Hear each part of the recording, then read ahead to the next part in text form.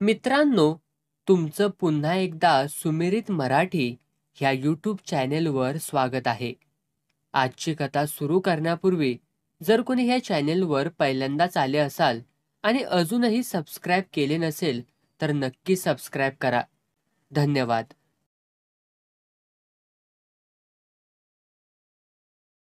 Police चौकशी पूर्ण झाली. या भीषण नाट्यातलं अत्यंत महत्वाचं पात्र म्हणजे श्याम. तो असा काही बेपत्ता झाला की कौन गली गयो श्याम या कोड्याचा शेवटपर्यंत पोलिसांना शोध काही लागला नाही. त्याचं वर्णन अत्यंत अपुरं होतं. शिवाय नावही खोटं होतं. जिवंत दशेत तो पोलिसांना ओळखू येणं अवघड होतं. 1-2 आठवड्यानंतर जर त्याचं प्रेत कुठं मिळालं तर तेही ओळखू येण्याची शक्यता नव्हती. जसजसे दिवस जाऊ लागले तसतशी दिवसांप्रमाणच सुरव्यांची आशा मावळू लागली. अखेर त्यांनी विचार केला की श्याम मिळाला नाही म्हणून काही बिघडत नाही. उलट पुरुषोत्तमनं त्याचा निर्घुण खून करून प्रेताची हुशारीनं विल्हेवाट लावली असं ठरून त्याच्या गुन्ह्याची तीव्रता वाढेल. श्यामचं प्रेत सगुनीच्या घरात न ठेवणं पुरुषोत्तमला आवश्यक होतं. कारण सगुनीचा यार जिवंत अथवा मृत स्थितीत सापडणं म्हणजे त्याच्या दृष्टीनं त्याला फाशीचा परवाना मिळणंच होतं. पुरावे गायब करून पुरुषोत्तम पोलिसांच्या डोळ्यांमध्ये धूळ फेकीत होता व कायद्याशी लपंडाव खेळत होता. दुसरीकडे स्वतःच्या निर्दोषत्वाचं नाटकही खेळत होता. पण बेटा, हा सुर्वे तुझ्या बापाचं बारसं जेवून इथे बसला आहे. त्यांनी मनातल्या मनात पुन्हा एकवार गुन्हा रिकन्स्ट्रक्ट केला. बुधवारी दुपारी सगुनीला आडगावाहून श्यामनं पाठवलेलं पोस्टाचं पाकिट मिळालं. श्यामचा व तिचा पूर्वीचा, कदाचित तिचा नवरा हयात होता त्यावेळचा प्रेमसंबंध होता. काही कारणानं तो चोरटा संबंध तुटला. त्या श्यामनं आज बहुधा गेल्या 5-6 वर्षांत प्रथमच सगुनीला चावट प्रेमालापांनी भरलेलं प्रेमपत्र लिहिलं आणि 1-2 दिवसात भेटीला येतो म्हणून कळवलं. निरक्षर सगुनीला वाटलं कुणा नातेवाईकाचं खुशालीचं पत्र असेल, नाहीतर सरकारी नोटीस बिटीस असेल. रात्री तिनं पुरुषोत्तमला ते पत्र वाचायला दिलं. तिचं दुसऱ्या कुणाशी गुप्त लफडं आहे हे लक्षात येऊन पुरुषोत्तम खवळला व तिला विचारू लागला, कोण आहे हा तुझा जिवलग दोस्त श्याम? त्या बनेल बाईनं त्याला दडपून खोटं उत्तर दिलं. श्याम नावाचा कोणी बी माझ्या ओळखीचा न्हाय. पुरुषोत्तमच्या मनातला संशय गेला नाही, पण त्यानं राग आवरून धरला. दारूचा एक पेग मारून व थोडंसं जेवण करून तो खोलीत येऊन झोपला. त्याला दारूचा अंमल चढला नाही की गाढ झोपही आली नाही.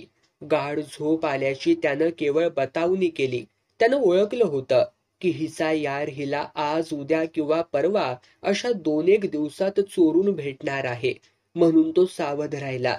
त्याच्या अंदाजाप्रमाणे श्याम त्याच दिवशी रात्री 11च्या सुमाराला तिला भेटायला आला.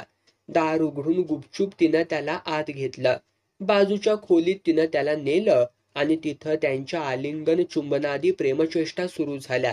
तिथंच ती श्यामशी रममाण झाली.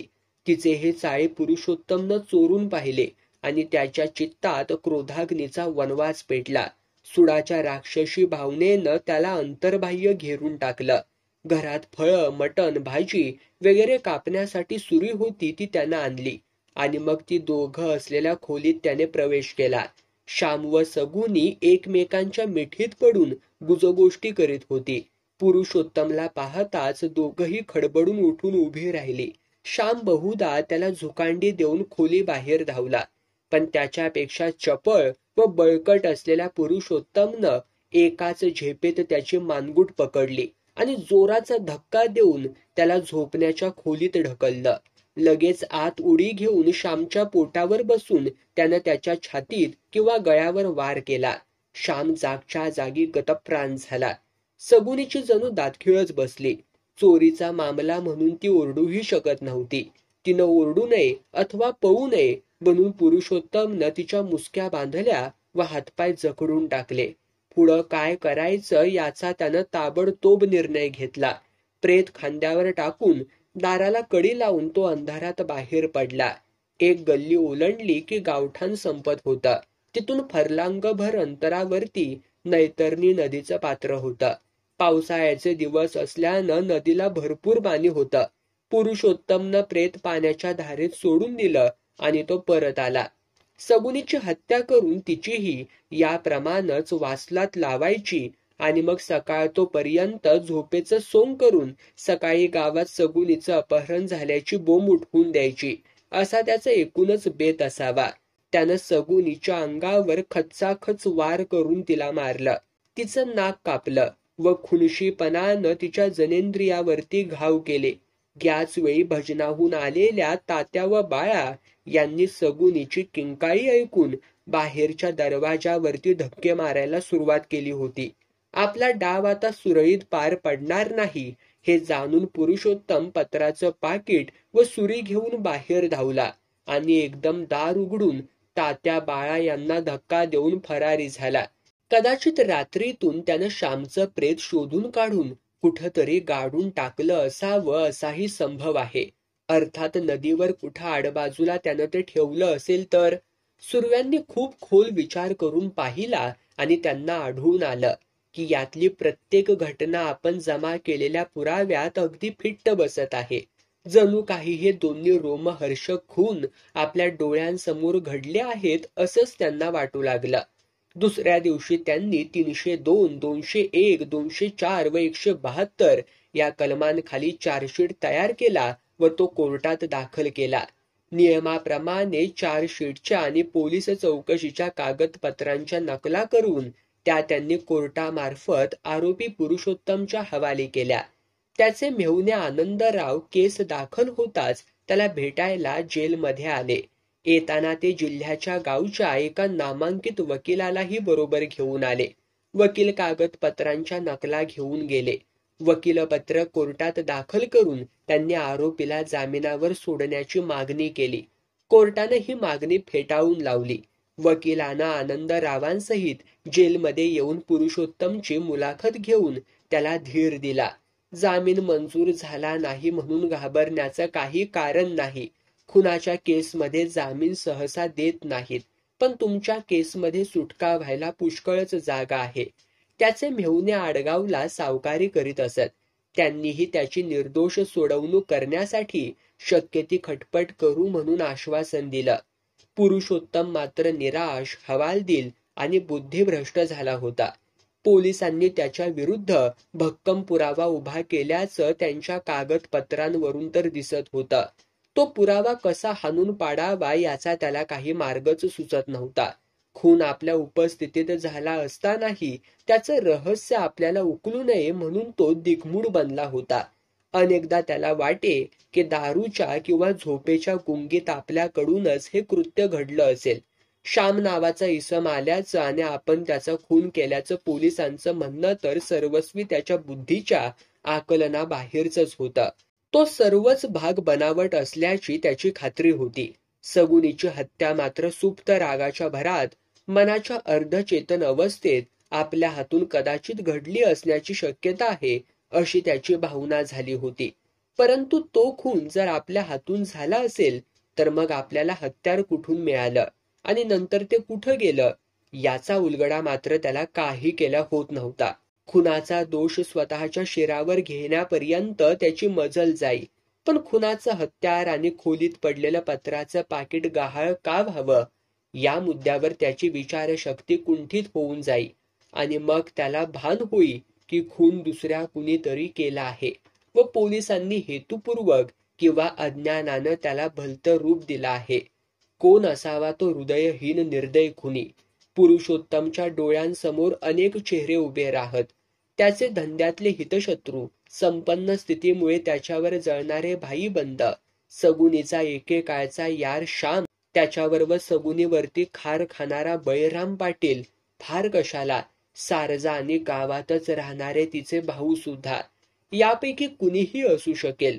सगुनीच्या कारणानं सारजेचं आणि आपलं अजिबात पटत नव्हतं आणि आपल्याशी भांडताना तिनं एक दोनदा बोलूनही दाखवलं होतं की त्या सटवीचा एक दिवस गळा दाबून जीव घेईन.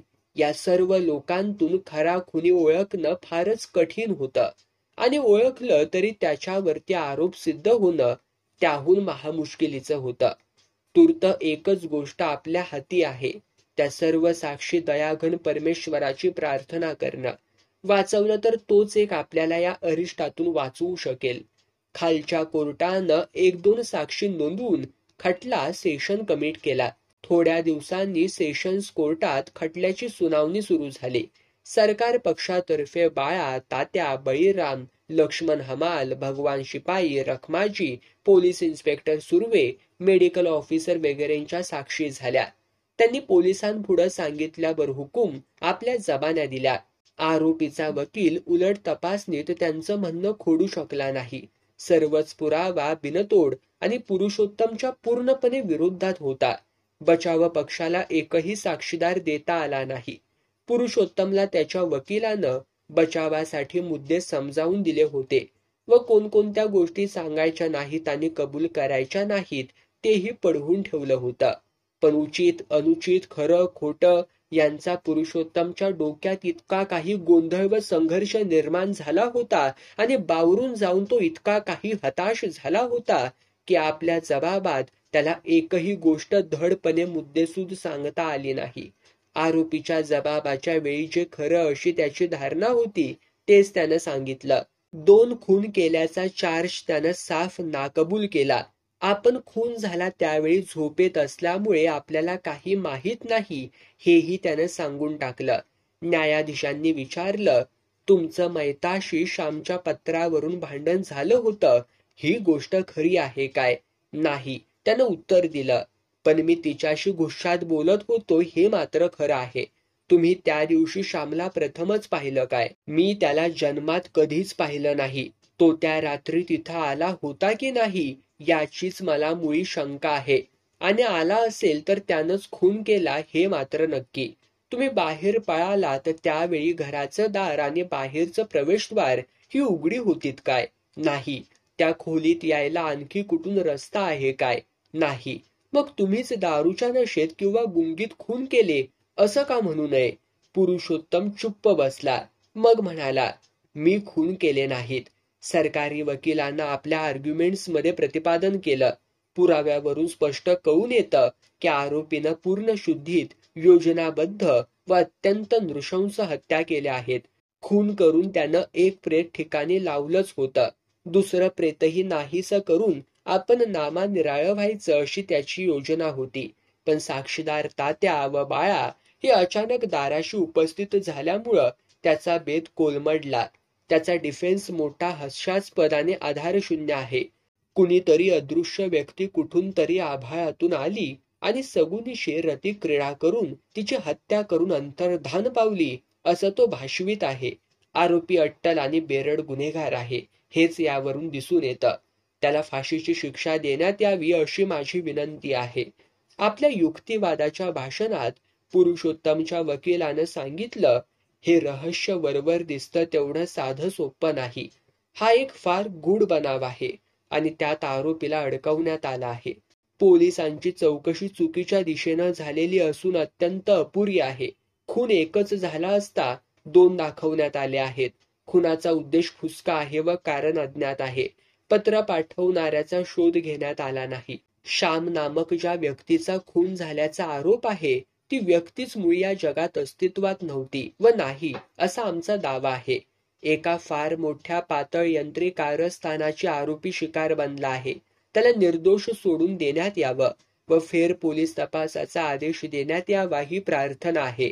सत्र न्यायाधीशांनी सरकार पक्षाची बाजू ग्राह्य धरून पुरुषोत्तमला विचारपूर्वक नृशंस व घृणास्पद स्वरूपाच्या 2 हत्या करण्याच्या आरोपावरून प्राण जाईतोपर्यंत फाशीची शिक्षा ठोठावली. शिक्षा ऐकून पुरुषोत्तम कोर्टातच घेरी येऊन बेशुद्ध पडला.